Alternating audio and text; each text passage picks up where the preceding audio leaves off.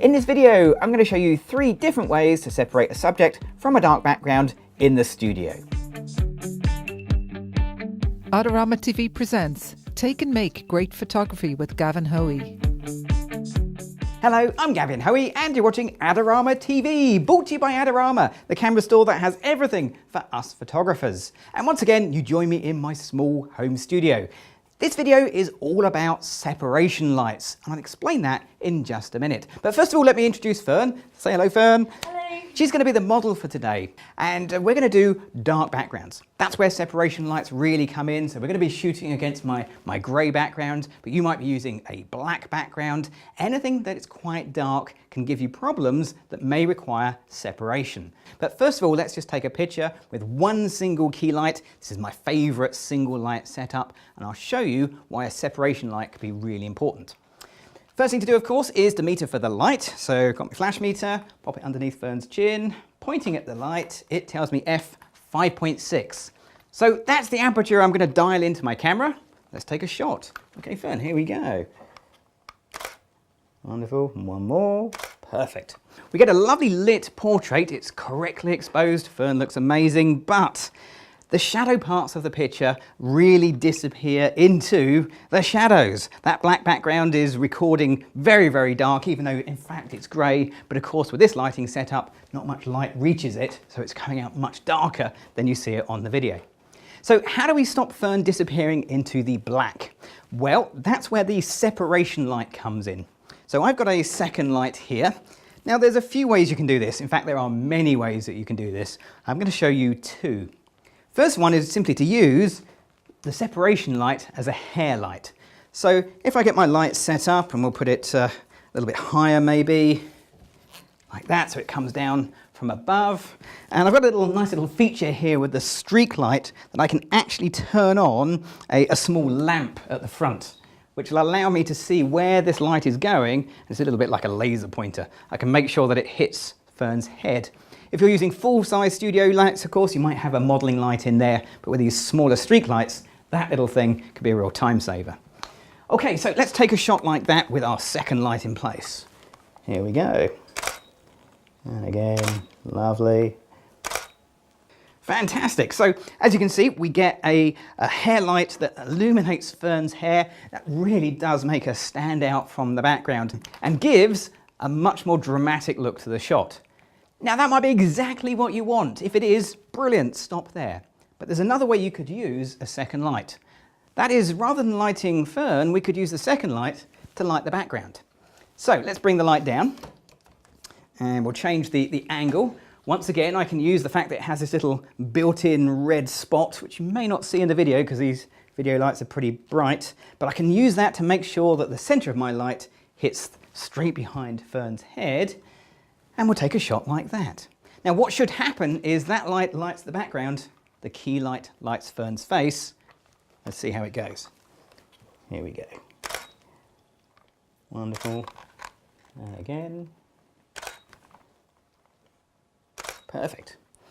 As you can see, we have a great light in the background, a little splash of light back there.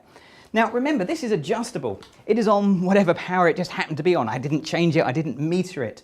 But reviewing the pictures, I can make an educated decision. So is that light too big, too bright? If it is, I can make it brighter or darker. I think maybe it's a little bit dim. Let's make it a bit brighter.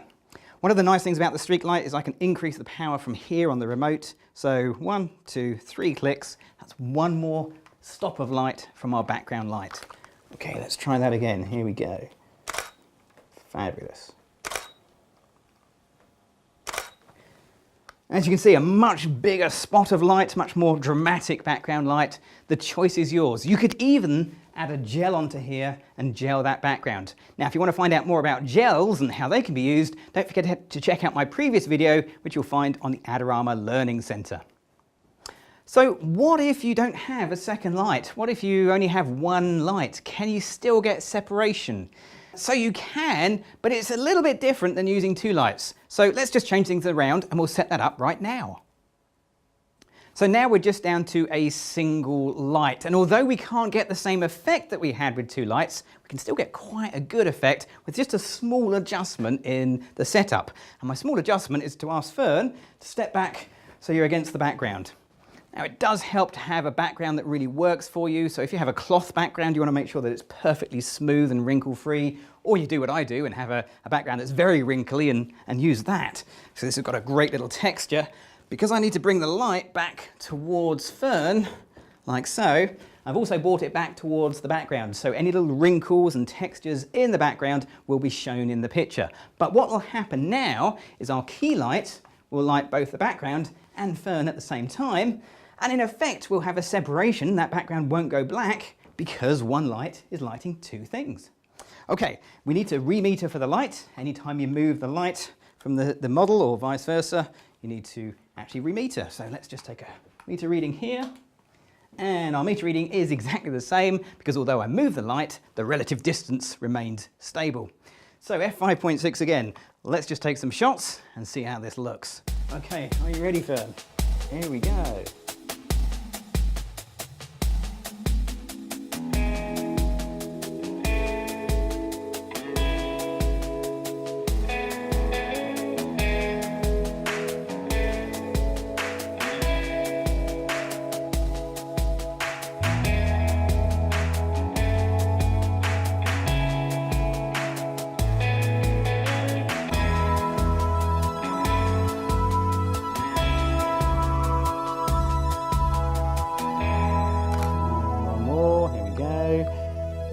Perfect, fantastic. Wow, that was really great fun. Did you enjoy that? I really did. Brilliant shoot, and 3 very different looks to get separation from your model and the background. Now all I need to do is to get my favourite picture into Photoshop and do a quick edit, and we're going to do that right now. Don't forget to check out Adorama's latest contest and your chance to win amazing prizes. In an ideal world, getting your lights right means that you do relatively little work inside of Photoshop because you nail the shot in camera. And that's always what we're trying to achieve. In this case, I'm almost there. I've almost got it absolutely correct. But of course, there's always a bit of Photoshop to do. Now, of the 3 different separation lights, the one that I think needed the most work was the single one light setup. And I guess that's not too surprising. Having said that, it was also the one that I enjoyed the most from the final picture set. So let's have a little look and see what I did. So this is the picture, and as you can see, it's almost right. I'm kind of happy with it. There's only a couple of things I want to change. First of all, we've got Fern here with lovely pale skin, lovely red hair, and I want to emphasize those features. Then there is this kind of black blob here, and I'll talk about that in just a second. So let's do the skin tones and hair color. Now there's plenty of ways I could do this, but I'm going to jump over to the HSL stroke grayscale. Now I want to find out what Fern's skin colour is. I'm guessing it's almost certainly orange, it tends to be, but if you're not quite sure, just grab the slider of your choice and throw it from one side to the other. And I mean really throw it around. Do remember that raw is totally non-destructive, so you can move this all day long and it won't have any permanent lasting damage. Now in this case I don't want to go crazy, I just want to brighten up the skin tones by taking away some of the saturation from the skin. Obviously I could also change the luminance and the hue if I needed to. I also want to make the reds a little bit more poppy as well, so let's make the red hair colour a little bit brighter by increasing the saturation on the reds. Now the end result shouldn't be enormous, it should be a subtle shift, but a shift nonetheless. Right, I'm happy with that. Let's come out of RAW and into Photoshop. So what is that mystery black blob? Well, it's actually my softbox, because when you're shooting in a small home studio, you don't have the luxury of space where you can push things right to the edges. You're always dealing with a small space and some of the restrictions that gives you. In the case of things like softboxes and lighting, occasionally you'll find the light stands might creep in or the corner of a softbox might get in the shot because you're looking for that slightly wider view. That's where Photoshop can really come in handy and allow you just to make your small studio feel a little bit bigger. Let's have a look. So to remove this, I could use any of Photoshop's many tools, but the one I'm going to use is hidden away underneath the spot healing tool, and it's called the patch tool. It's a great tool for patching large areas such as this in the corner here. All I need to do is draw a rough, and I do mean loose, selection around the object you want to remove, and then you can just drag that and you can see that I get a preview. And that's why I like this patch tool, because you can try and match up the colors and textures to whatever you want. And I reckon about there looks good, so we'll patch it there. Now I'm just going to hide the marching ants, so I'll just press Control H or Command H, and you can see that's a pretty good match, although it does look a little bit light in this corner.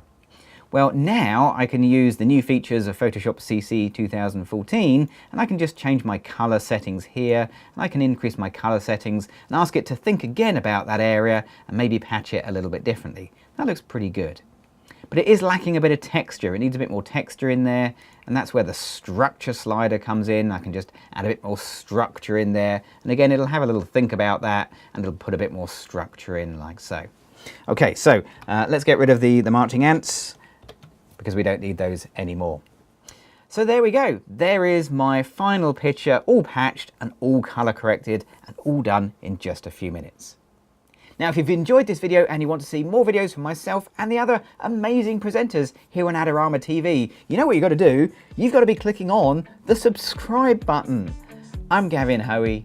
Thanks for watching.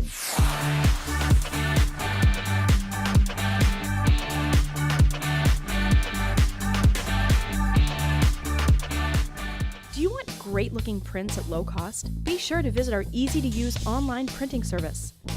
Adorama Pix has professionals who treat your images with the utmost care that you can count on. For a quick turnaround on photos, cards, or albums, use AdoramaPix.com.